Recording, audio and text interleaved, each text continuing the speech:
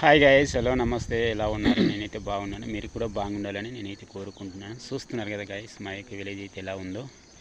ఇప్పుడే గట్టిగా వర్షం అయితే పడింది, భారైన వర్షము.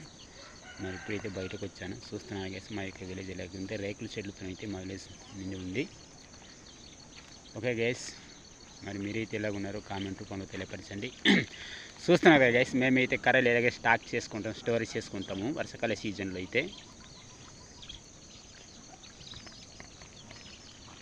చూస్తున్నారు కదా గైస్, మా యొక్క విలేజ్ ఎలా ఉందో. మా విలేజ్ నచ్చినట్లయితే లైక్ చేసి, షేర్ చేసి, కామెంట్ రూపంలో తెలియపరచండి. ఇక్కడైతే గుమ్మడి పాది అయితే వేసుకున్నాం, బడి వేసుకొని.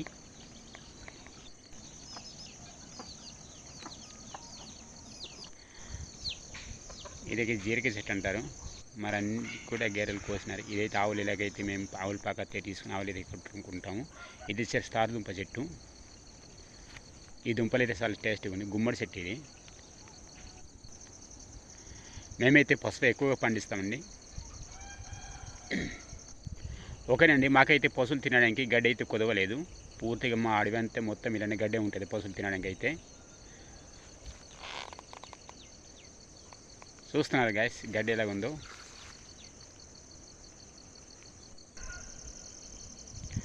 చూస్తున్నారు గాయస్, మా యొక్క విలేజ్ చుట్టుపక్కల గ్రామాలు ఎలా కనిపిస్తున్నాయి. చుట్టూరా కొండలు ఉన్నాయి.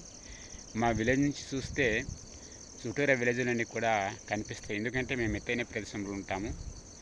అదేనండి కొమ్మూరి అంటారు. చూస్తున్నారు కదా, దాని పేరు కొమ్మరాయి.